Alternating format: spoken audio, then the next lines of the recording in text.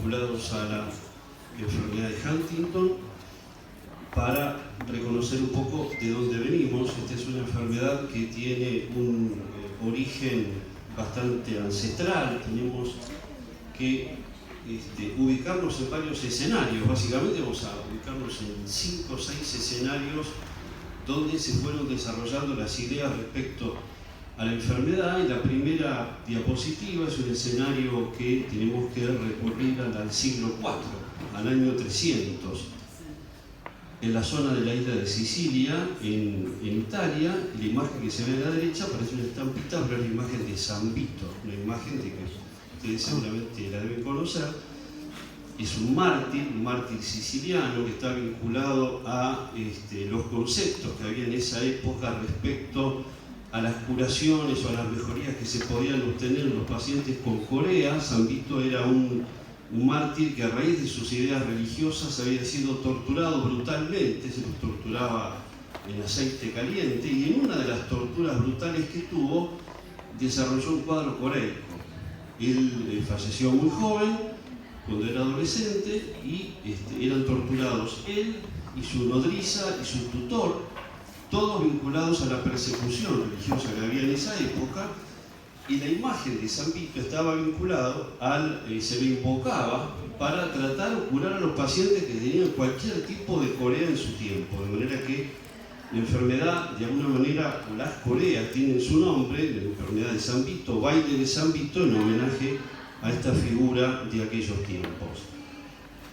Vamos un poco más adelante en el tiempo, y el segundo escenario es en los Estados Unidos, en la costa este de Estados Unidos, con la figura de George Huntington, que fue quien describió la enfermedad. Huntington había nacido en el año 1850, el mismo año en que falleció San Martín.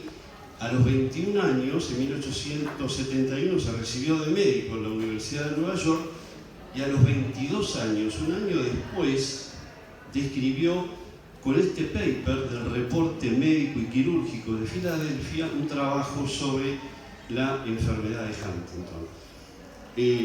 Es tan descriptivo este trabajo que hizo Huntington que llevó, por ejemplo, a autores como William Osler a decir que hay muy pocas descripciones de enfermedades en la literatura médica que sean tan precisos, tan gráficos y tan breves como el trabajo de Huntington.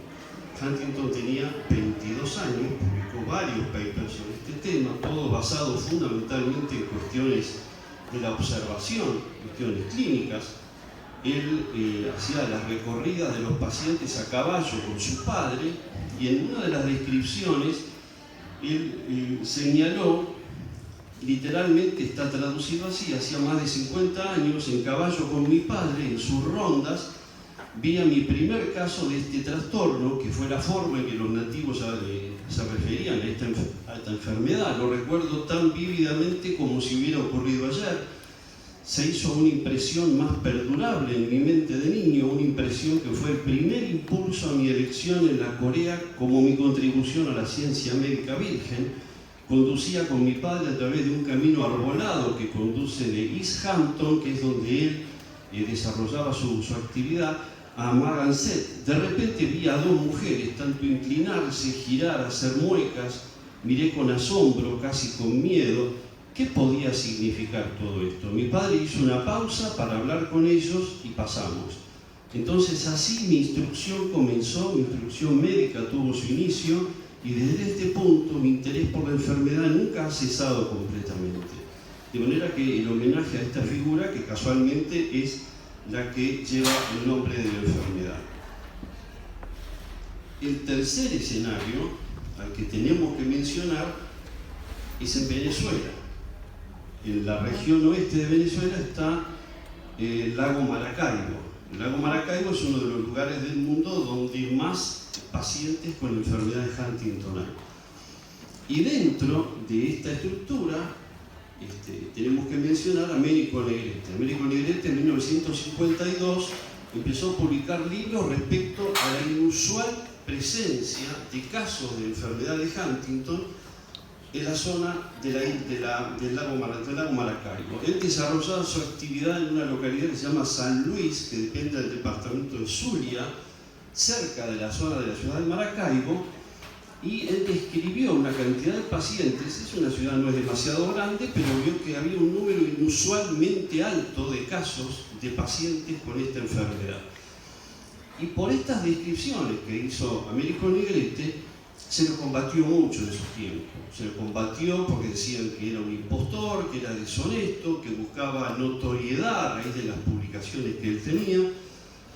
Y lo cierto es que él trató de, digamos, demostrar la gran frecuencia de esta enfermedad, que se sospecha que ingresó a la zona de Venezuela a partir de un navegante, de un marinero español que se llamaba Antonio Doria y que se casó con una criolla que se llamaba Petronila González. Tuvieron muchísimos hijos y a partir de ahí pareciera que fue el punto inicial del comienzo de esta enfermedad. Vale la pena mencionar que en la década del 50 ellos vieron que los pacientes con Huntington eran discriminados, se los separaba de la sociedad, se les quitaba todo derecho y se les hacía perder la asistencia médica, con lo cual habla de las consecuencias sociales que significaba tener enfermedad de Huntington para esta época. El cuarto escenario es la ciudad de Boston, en Estados Unidos, en el año 1983. En Massachusetts. ¿Por qué ponemos este escenario? Porque en ese año, en 1983, 6 grupos de investigación simultáneamente empezaron a estudiar e identificar la localización y la naturaleza íntima de la enfermedad que, como ustedes saben, está en el brazo corto del cromosoma 4. De todos los grupos de investigación hay uno, que es James Bucera, que es un investigador canadiense que trabaja en el Massachusetts General Hospital, en el Instituto de Neurofibromatosis y Enfermedades Relacionadas, que tiene en este momento 67 años, que fue uno de los promotores de la identificación del gen de la huntingtina, y a mí me parece que es interesante presentarlo como un escenario dentro de la historia de la enfermedad. Y el quinto escenario es la República Argentina. Acá no tenemos demasiadas descripciones, pero me pareció importante hacer un honor a este trabajo que publicó la doctora Emilia Gatto con gente de acá del hospital, que están acá presentes, y en el cual ellos describieron, Emilia también está presente, que te veo ahora, y llamaron la atención sobre una serie de pacientes con una edad promedio de 45 años, y lo que llamaron la atención es que encontraron un alto número de casos de Huntington juvenil, que habitualmente tiene una incidencia de un 6% y que acá llegó casi un 17%.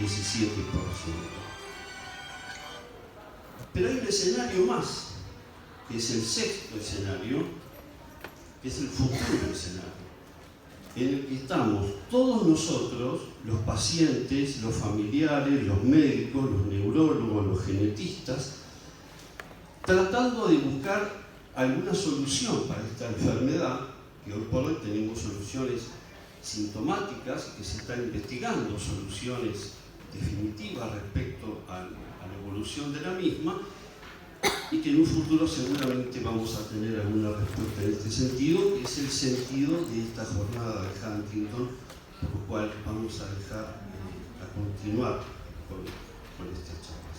Muchas gracias.